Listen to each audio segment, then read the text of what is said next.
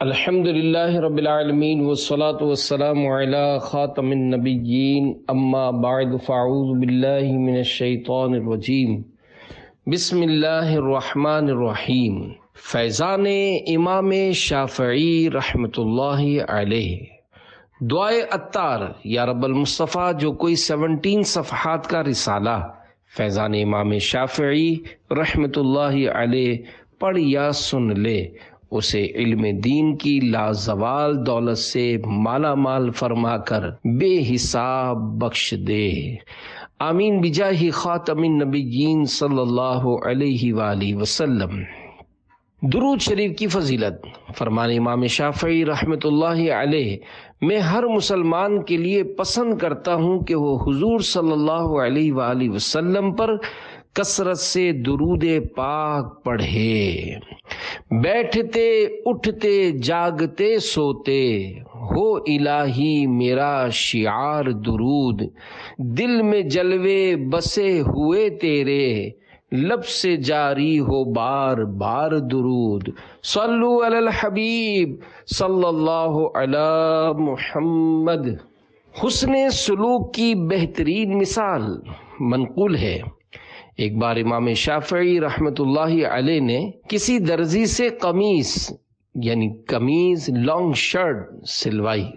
درزی آپ کے مقام و مرتبے سے نا واقف تھا، اس نے مذاق کرتے ہوئے دائیں آستین رائٹ سلیو اتنی تنگ کر دی کہ اس میں آپ رحمۃ اللہ علیہ کا ہاتھ بمشکل داخل ہوتا، اور بائیں یعنی لیفٹ اتنی کھلی کر دی کہ اس میں سر بھی داخل ہو سکتا تھا۔ آپ رحمۃ اللہ علیہ کی خدمت میں جب قمیص پیش کی گئی تو آپ نے فرمایا، اللہ پاک تجھے جزائے خیر عطا فرمائے، تنگ آستین وضو میں اوپر چڑھانے کے لیے بہتر ہے اور کھلی آستین کتاب رکھنے کے لیے مناسب ہے۔ اسی دوران خلیفہ وقت کا قاصد یعنی میسنجر 10,000 درہم لے کر آپ رحمۃ اللہ علیہ کی خدمت میں حاضر ہوا۔ آپ نے اس سے ارشاد فرمایا، اس درزی کو کپڑوں کی سلائی دے دو۔ جب درزی نے قاصد سے آپ کے متعلق پوچھا تو اس نے بتایا، یہ بزرگ امام شافعی رحمۃ اللہ علیہ ہیں۔ یہ سنتے ہی وہ آپ رحمۃ اللہ علیہ کے پیچھے ہو لیا اور قدم مبارک چومتے ہوئے معذرت کی، پھر آپ کی خدمت بابرکت میں ہی رہنے لگا اور آپ رحمۃ اللہ علیہ کے حلقہ احباب میں شامل ہو گیا۔ اللہ رب العزت کی ان پر رحمت ہو اور ان کے صدقے ہماری بے حساب مغفرت ہو، آمین بجاہ خاتم النبیین صلی اللہ علیہ وآلہ وسلم۔ صلو علی الحبیب صلی اللہ علی محمد۔ پیارے پیارے اسلامی بھائیوں، آپ نے ہمارے بزرگوں کا حسن اخلاق دیکھا۔ اگرچہ معاملہ غصہ دلانے والا تھا، مگر انتقام نہ لینے کا حسین جذبہ رکھنے والے علم و حلم کے امام حضرت امام شافعی رحمۃ اللہ علیہ کی شان پہ قربان، آپ نے نہ صرف درزی کو معاف فرما دیا بلکہ اسے اجرت سے بھی نواز دیا۔ عزت و شرافت کی انتہا، کروڑوں شافعیوں کے امام، دوسری صدی ہجری کے عظیم تابعی بزرگ حضرت امام شافعی رحمۃ اللہ علیہ کا مبارک نام محمد، کنیت ابو عبداللہ اور والد محترم کا نام ادریس تھا۔ آپ رحمۃ اللہ علیہ کا ایک لقب ناصر الحدیث بھی ہے۔ آپ راتوں کو جا کر عبادت کرنے والے، دنیا کی لذتوں سے دور رہنے والے، نیکی کی دعوت دینے اور برائی سے منع فرمانے والے تھے۔ آپ کا شجرہ نسب اللہ پاک کے پیارے پیارے آخری نبی صلی اللہ علیہ وآلہ وسلم سے جا ملتا ہے۔ امام ابو نعیم احمد بن عبداللہ اصفہانی شافعی رحمۃ اللہ علیہ لکھتے ہیں، عزت و شرافت کی انتہا یہ ہے کہ ایک مسلمان کا خاندانی تعلق تمام مخلوقات سے افضل ہستی حضرت محمد مصطفیٰ صلی اللہ علیہ وآلہ وسلم سے جا ملتا ہو۔ والد محترمہ کا خواب حضرت امام شافعی رحمۃ اللہ علیہ کی ولادت سے پہلے آپ کی امی جان نے خواب دیکھا کہ مشتری سیارہ جوپیٹر میرے بدن سے جدا ہو کر مصر میں گرا، پھر وہاں سے ہر شہر میں اس کی روشنی پھیل گئی ہے۔ خواب کی تعبیر بتانے والوں نے بیان کیا کہ آپ سے ایک ایسا عالم پیدا ہوگا جس سے خاص طور پر مصر کے لوگ فیض پائیں گے اور پھر ان سے دوسرے شہر والے۔ ولادت با سعادت کروڑوں حنفیوں کے عظیم امام اعظم ابو حنیفہ نعمان بن ثابت رحمۃ اللہ علیہ کی عین وفات شریف کے دن حضرت امام شافعی رحمۃ اللہ علیہ 150 ہجری کو فلسطین میں غزہ یا اسقلان کے مقام میں پیدا ہوئے۔ آپ کی عمر مبارک جب 2 سال ہوئی تو آپ کے والد محترم دنیا سے تشریف لے گئے۔ پھر آپ رحمت اللہ علیہ کی امی جان آپ کو لے کر مکہ پاک حاضر ہو گئیں۔ مکہ پاک میں ہی آپ نے پرورش پائی اور علم دین حاصل کیا۔ اشعار کی تلاش چھوڑ کر طلب علم دین۔ حضرت امام شافعی رحمت اللہ علیہ فرماتے ہیں، میں چھوٹی عمر میں اشعار تلاش کر کر کے لکھتا رہتا تھا۔ ایک دن میں مکہ پاک میں یا مکے کی ایک سمت میں جا رہا تھا کہ میں نے کسی پکارنے والے کو سنا، اے محمد بن ادریس، تم علم حاصل کرو۔ میں نے مڑ کر دیکھا تو کوئی نظر نہ آیا، مگر پھر میں نے علم حاصل کرنا شروع کر دیا اور میں پھٹے پرانے کپڑوں کے ٹکڑوں پر علم کی باتیں لکھ کر مٹکے کلے پاٹ میں ڈال دیا کرتا تھا، یہاں تک کہ وہ بھر گیا۔ میں یتیم تھا اور میری والدہ محترمہ کے پاس تعلیمی اخراجات کے لیے کچھ بھی نہیں تھا۔ شوق علم دین۔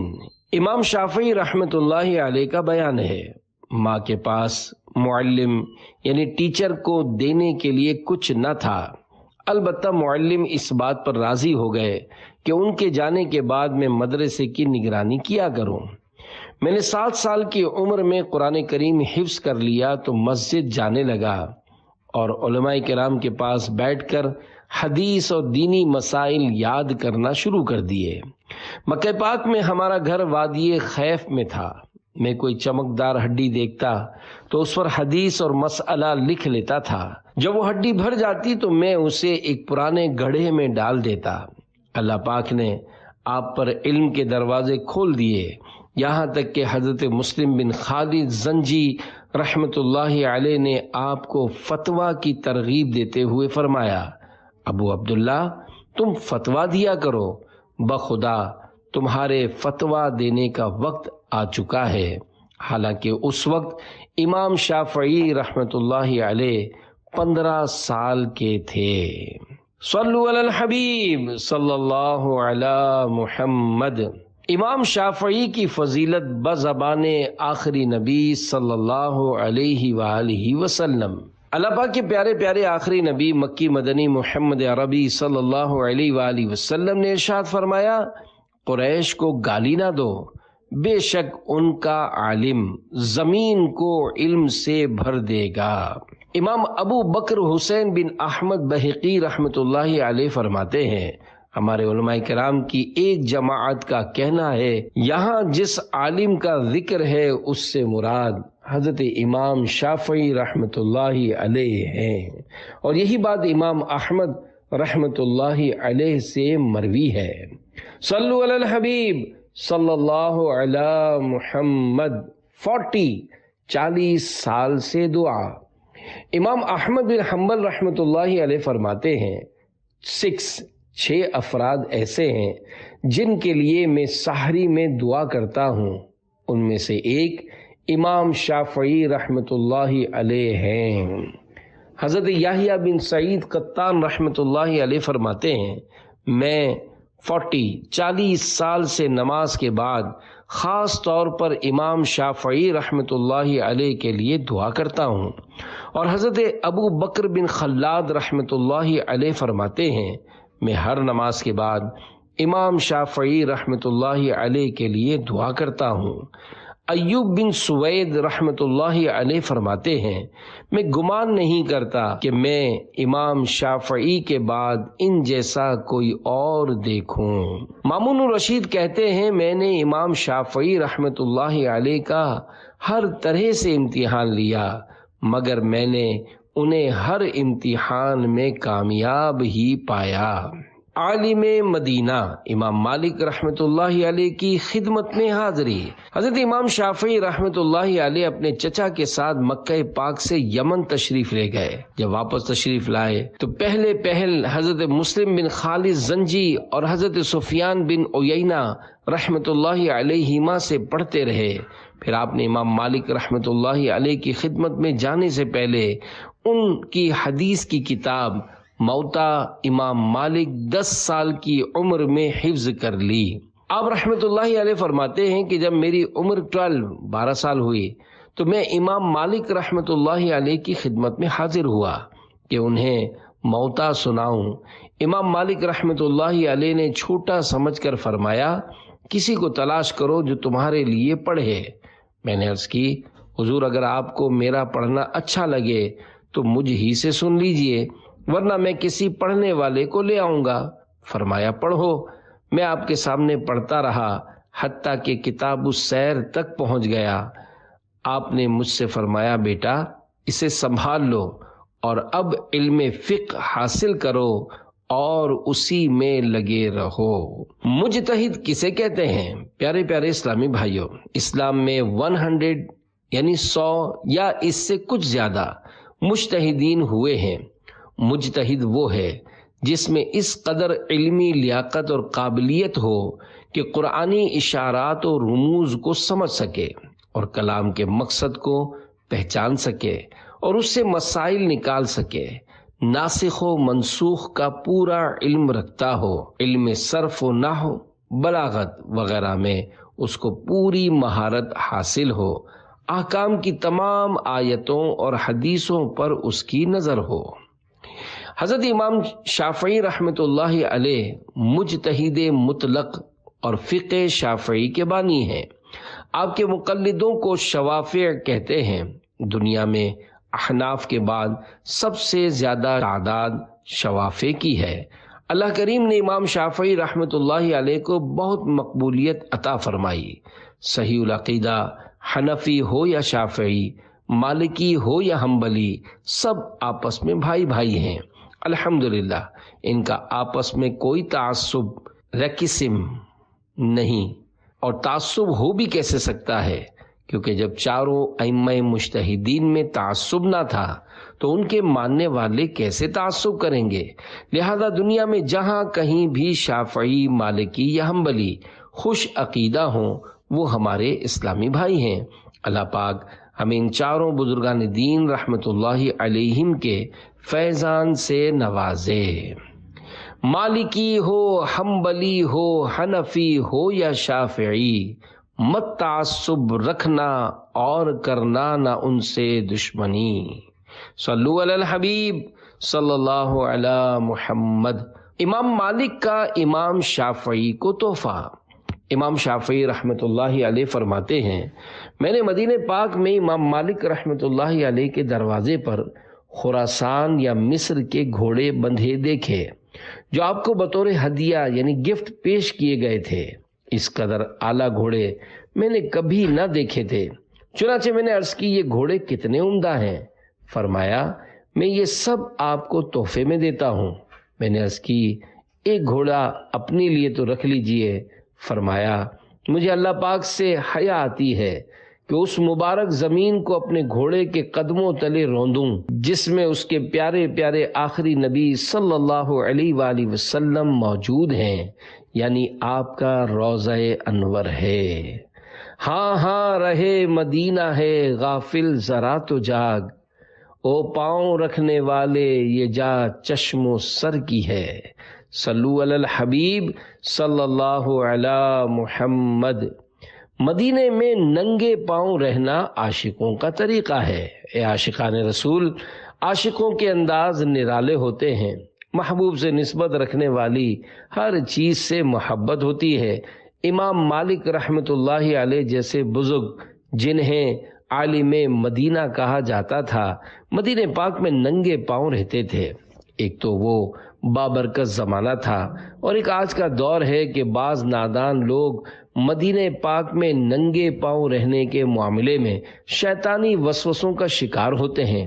یاد رکھیے، ہر وہ بات جو شریعت و دین سے نہ ٹکرائے وہ جائز ہے، اور جائز کام پر مسلمان کو طعن و تشنیع کا نشانہ بنانا سخت گناہ کا کام ہے۔ ہماری آنکھیں اپنے بزرگوں پر بند ہیں۔ انشاءاللہ الکریم ہمیں کسی بھی شیطانی وسوسے ڈالنے والے کی باتوں میں نہیں آنا، کیونکہ ہم عشق کے بندے ہیں، کیوں بات بڑھائی ہے۔ سخی کے 3 حروف کی نسبت سے سخاوت امام شافعی رحمت اللہ علیہ کے 3 واقعات۔ نمبر 1، 1000 سونے کے سکے بانٹ دیے۔ ایک مرتبہ خلیفہ ہارون رشید کے حکم سے امام شافعی رحمت اللہ علیہ کو 1000 دینار دیے گئے تو آپ نے قبول فرما لیے۔ خلیفہ نے اپنے خادم سراج سے فرمایا، ان کے پیچھے جاؤ اور دیکھو یہ کیا کرتے ہیں۔ خادم پیچھے چل پڑا۔ اس نے دیکھا کہ آپ رحمت اللہ علیہ گھر واپس آتے ہوئے مٹھی بھر بھر کر وہ دینار لٹاتے رہے، حتیٰ کہ گھر کے دروازے پر پہنچ گئے تو صرف 1 مٹھی دینار باقی تھے۔ وہ بھی آپ نے اپنے خادم کو دیتے ہوئے فرمایا، ان سے فائدہ اٹھاؤ۔ سراج نے آنکھوں دیکھا حال ہارون رشید کو بتایا تو اس نے کہا، اسی وجہ سے ان کا دل بے نیاز اور پیٹھ مضبوط ہے۔ نمبر 2، 50,000 دینار۔ ایک مرتبہ حضرت امام شافعی رحمت اللہ علیہ کے پاس ہر سما آئے اور خلیفہ ہارون رشید کا سلام پہنچا کر کہا، خلیفہ نے آپ کو 50,000 دینار دینے کا کہا ہے۔ چنانچہ وہ مال آپ تک پہنچا دیا گیا۔ آپ نے حجام یعنی باربر کو بلایا اور اس نے آپ کے بال تراشے تو آپ نے اسے 50 دینار دے دیے۔ پھر کپڑوں کے ٹکڑوں میں دیناروں کی پوٹلیاں اسمال بیگز بنائیں اور جتنے قرشی وہاں موجود تھے اور جو مکہ مکرمہ میں تھے ان میں تقسیم فرما دیے، حتیٰ کہ جب آپ گھر پہنچے تو آپ کے پاس 100 دینار سے بھی کم رہ گئے تھے۔ پیارے پیارے اسلامی بھائیوں، سخاوت بڑی عمدہ عادت ہے۔ اللہ کریم ہمیں بھی اپنے مسلمان بھائیوں پر اچھی نیت کے ساتھ مال خرچ کرنے کی توفیق عطا فرمائے۔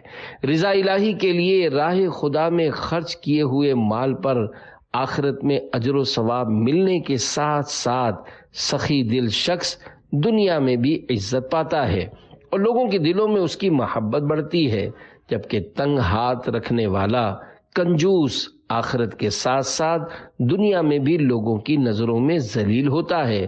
البتہ بلا ضرورت شرعی کسی سے سوال نہیں کرنا چاہیے، کیونکہ سوال اگرچہ کم قیمت ہی ہو دوسرے کی نظر میں اپنی عزت کم کر دیتا ہے۔ امام شافعی رحمت اللہ علیہ نہ صرف سخی تھے بلکہ اللہ پاک پر توکل کرنے والے بامروت و حسن اخلاق کے پیکر تھے۔ آپ کی مبارک انگوٹھی پر یہ لکھا ہوا تھا، کفا باللہ ثقۃ لمحمد ابن ادریس، یعنی محمد بن ادریس کے لیے اللہ پاک پر اعتماد کرنا کافی ہے۔ نمبر 3، شاگردوں کے ساتھ حسن سلوک۔ ابو ثور رحمت اللہ علیہ فرماتے ہیں، امام شافعی رحمت اللہ علیہ اپنے سخی دل ہونے کے سبب بہت کم ہی اپنے پاس کچھ بچاتے تھے۔ امام مزنی رحمت اللہ علیہ بیان کرتے ہیں کہ میں نے امام شافعی رحمت اللہ علیہ سے زیادہ سخی کسی کو نہیں دیکھا۔ عید کی رات ایک مسئلے پر گفتگو کرتے ہوئے میں آپ کے ساتھ مسجد سے نکلا۔ ہم آپ کے دروازے پر پہنچے تو ایک غلام آیا اور آپ سے کہا، میرے آقا نے آپ کو سلام کہا ہے اور یہ پیسوں کی تھیلی آپ کے لیے دی ہے۔ آپ نے وہ تھیلی لے کر اپنی آستین میں رکھ لی۔ اتنے میں آپ کے ایک شاگرد نے حاضر ہو کر عرض کی، اے ابو عبداللہ، ابھی میرے ہاں بچے کی ولادت ہوئی ہے اور میرے پاس کچھ نہیں ہے۔ آپ نے وہ تھیلی اس کے حوالے کر دی اور خود خالی ہاتھ گھر چلے گئے۔ حضرت ربیع بن سلیمان رحمۃ اللہ علیہ کہتے ہیں میں نے شادی کی تو امام شافعی رحمۃ اللہ علیہ نے مجھ سے پوچھا مہر کتنا رکھا ہے؟ میں نے عرض کی 30 دینار۔ فرمایا ادا کتنا کیا ہے؟ عرض کی 6 دینار۔ تو آپ رحمۃ اللہ علیہ اپنے گھر گئے اور میری طرف ایک تھیلی بھجوائی جس میں 24 دینار تھے۔ 2 کاموں میں دلچسپی۔ حضرت امام شافعی رحمۃ اللہ علیہ فرماتے ہیں مجھے 2 چیزوں میں بڑی دلچسپی تھی۔ نمبر 1 تیر اندازی اور نمبر 2 علم حاصل کرنا۔ میں نے تیر اندازی میں اس قدر مہارت حاصل کی کہ 10 تیر چلاتا تو 10 کے 10 نشانے پر لگتے۔ راوی کہتے ہیں کہ علم کے حوالے سے آپ خاموش رہے تو میں نے عرض کی اللہ پاک کی قسم علم میں تو آپ اپنی تیر اندازی سے بھی بڑھ کر ہیں۔ امام شافعی رحمۃ اللہ علیہ کی داڑھی مبارک۔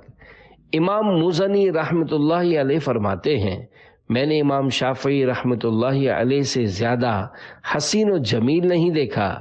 آپ کے رخسار یعنی چیک مبارک ہلکے پھلکے تھے اور آپ کی داڑھی مبارک ایک مٹھی تھی۔ جب داڑھی شریف پر ہاتھ رکھتے تو ایک مشت یعنی 1 فسٹ سے زیادہ نہ ہوتی تھی۔ داڑھی مبارک پر مہندی لگاتے اور خوشبو بہت پسند فرماتے تھے۔ مسجد حرام میں دینی مسائل بیان کرنے کا دینی حلقہ۔ اے عاشقان اولیاء، مکہ پاک مسجد حرام میں فتوے کا حلقہ صحابی رسول حضرت عبداللہ بن عباس رضی اللہ عنہما کے پاس تھا۔ ان کے بعد عظیم تابعی بزرگ حضرت عطا بن ابی رباح رحمۃ اللہ علیہ یہ حلقہ لگاتے تھے۔ پھر حضرت عبد الملک بن عبد العزیز بن جریج رحمۃ اللہ علیہ فتویٰ دینے لگے۔ ان کے بعد یہ حلقہ حضرت مسلم بن خالد زنجی رحمۃ اللہ علیہ کے سپرد یعنی حوالے ہوا۔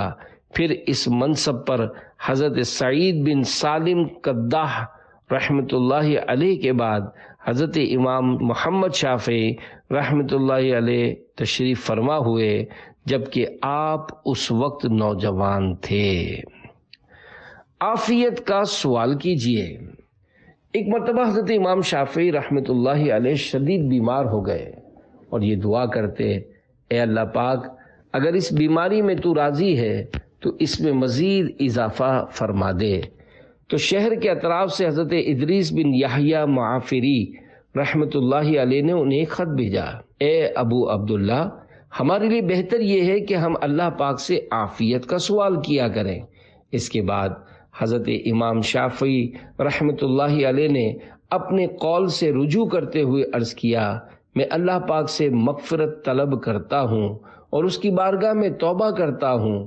پھر آپ یوں دعا کیا کرتے اللہم اجعل خیرتی فیما احب، یعنی اے اللہ پاک میری بھلائی ان امور میں رکھ دے جنہیں میں پسند کرتا ہوں۔ استاد بھی شاگرد کی طرف بھیجتے۔ امام شافعی رحمۃ اللہ علیہ کے نواسے احمد بن محمد رحمۃ اللہ علیہ فرماتے ہیں کہ میں نے اپنے والد محترم اور چچا جان سے سنا کہ حضرت سفیان بن عیینہ رحمۃ اللہ علیہ سے تفسیر اور خواب کی تعبیر کے متعلق کوئی بات پوچھی جاتی تو آپ امام شافعی رحمۃ اللہ علیہ کی طرف متوجہ ہو کر فرماتے یہ بات ان سے پوچھو۔ امام شافعی امام محمد کی خدمت میں۔ پیارے پیارے اسلامی بھائیوں، فقہ حنفی کے عظیم امام اعظم کے شاگرد رشید امام محمد بن حسن شیبانی رحمۃ اللہ علیہ امام شافعی کے اساتذہ کرام میں سے ہیں۔ جب امام شافعی عراق تشریف لائے تو امام اعظم کے قابل ترین شاگرد حضرت امام ابو یوسف رحمۃ اللہ علیہ کا انتقال شریف ہو چکا تھا۔ امام محمد رحمۃ اللہ علیہ نے حضرت امام شافعی رحمۃ اللہ علیہ کی بیوہ والدہ محترمہ سے نکاح کر لیا تھا اور امام شافعی ہی کو اپنا تمام مال اور کتب خانہ لائبریری دے دیا تھا۔ امام شافعی رحمۃ اللہ علیہ کے فقیہ و مجتہد ہونے کا سب سے بڑا اور حقیقی سبب یہی ہے۔ خود امام شافعی رحمۃ اللہ علیہ فرماتے ہیں، جو شخص علم فقہ حاصل کرنا چاہے اسے حضرت امام اعظم ابو حنیفہ اور ان کے تلامذہ و اصحاب رحمۃ اللہ علیہم کا دامن تھام لینا چاہیے، کیونکہ حقائق ان پر منکشف گر یعنی کھول دیے گئے ہیں، اور معانی مفاہیم تک رسائی ان کے لیے سہل یعنی آسان بنا دی گئی ہے۔ پھر فرمایا، خدا کی قسم میں ہرگز فقیہ یعنی عالم نہ ہوتا اگر میں محمد بن حسن شیبانی رحمۃ اللہ علیہ کا دامن نہ تھام لیتا اور ان کی کتابیں میرے پاس نہ ہوتی۔ حضرت ربیع بن سلیمان رحمۃ اللہ علیہ کہتے ہیں، میں نے حضرت امام شافعی رحمۃ اللہ علیہ کو فرماتے سنا کہ میں نے امام محمد رحمۃ اللہ علیہ سے بختی اونٹ کے بوجھ برابر علم حاصل کیا، اور وہ سب میں نے بذات خود سنا ہے۔ ایک موقع پر امام شافعی رحمۃ اللہ علیہ نے ارشاد فرمایا، فقہ میں مجھ پر سب سے بڑھ کر جس شخص کا احسان یعنی فیور ہے وہ امام محمد بن حسن شیبانی رحمۃ اللہ علیہ ہیں۔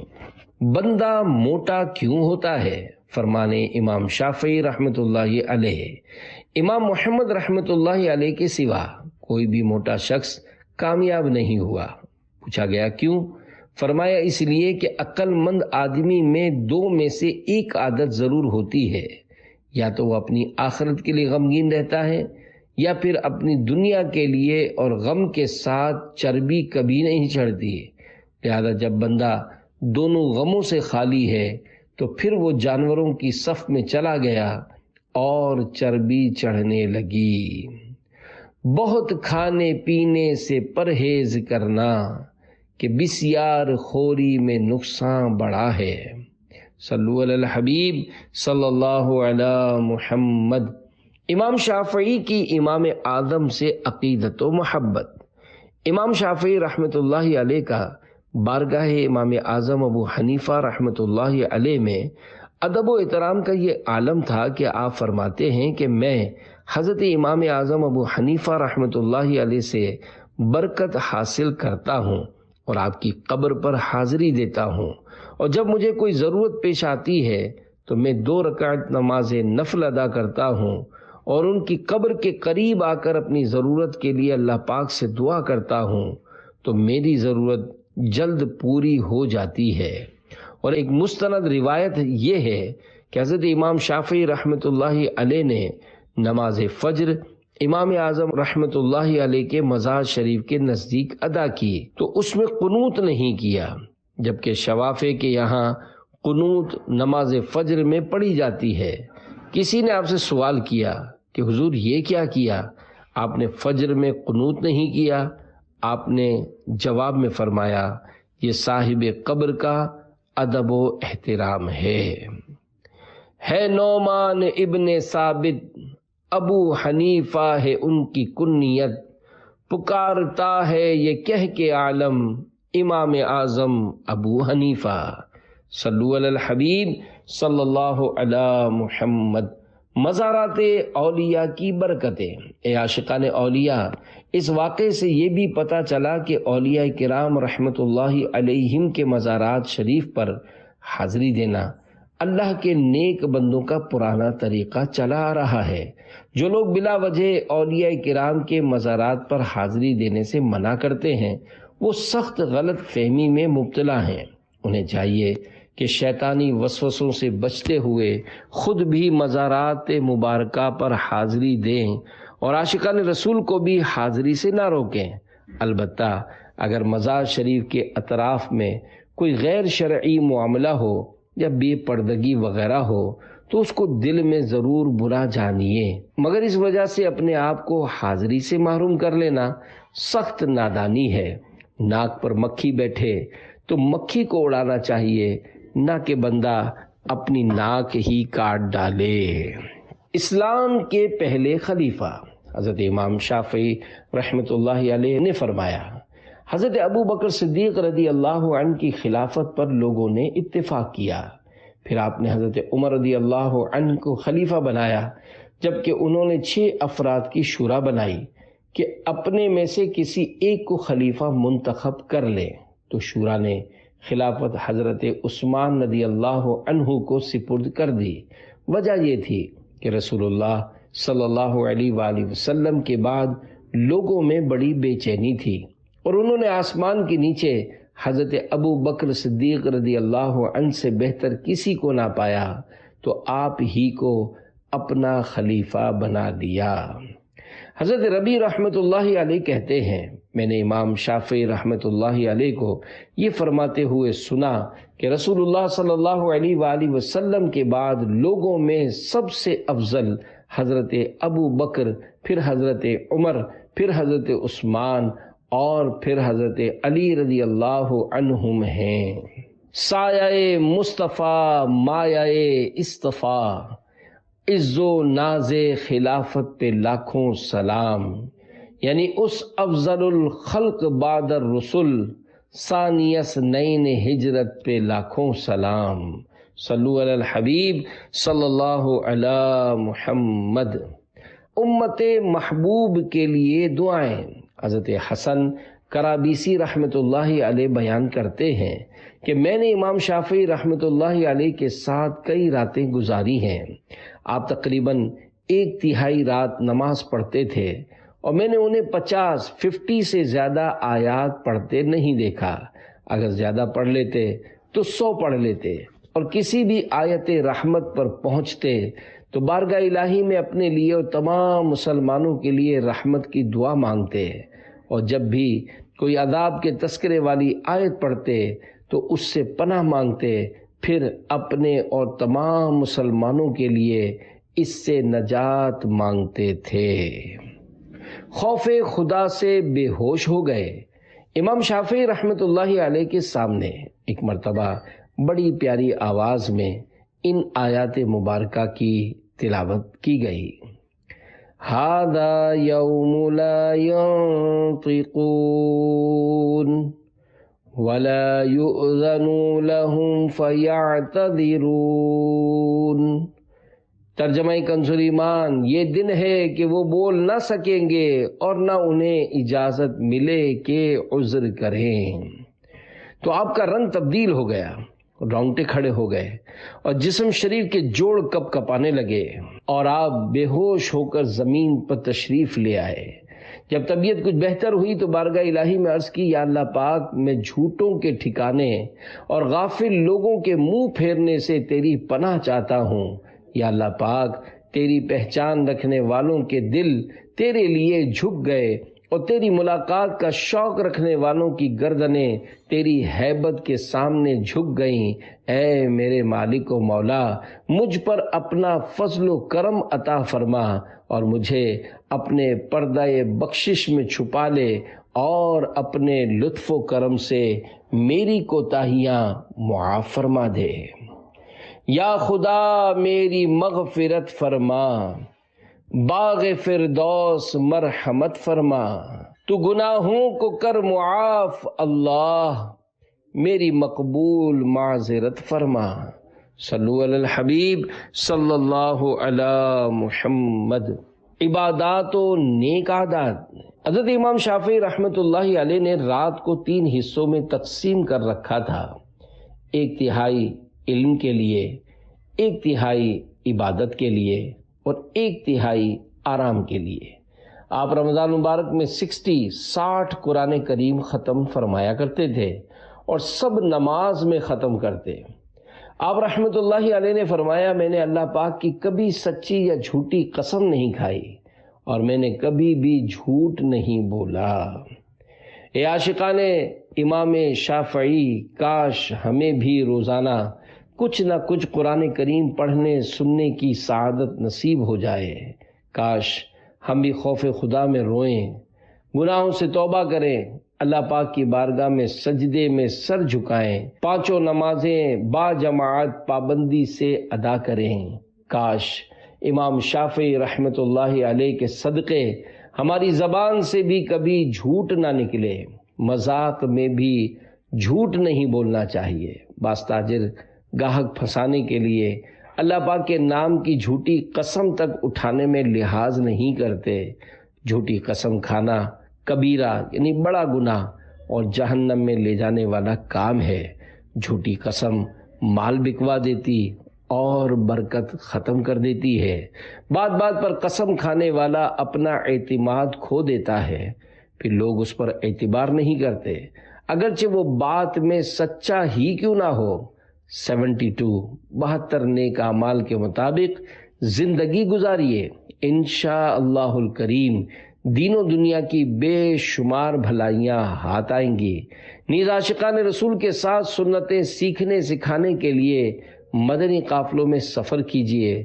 روزی میں برکت کے ساتھ ساتھ نیکیوں میں برکت کا ذہن بنے گا اور گناہوں سے بچنے میں مدد ملے گی۔ صلو علی الحبیب صلی اللہ علی محمد۔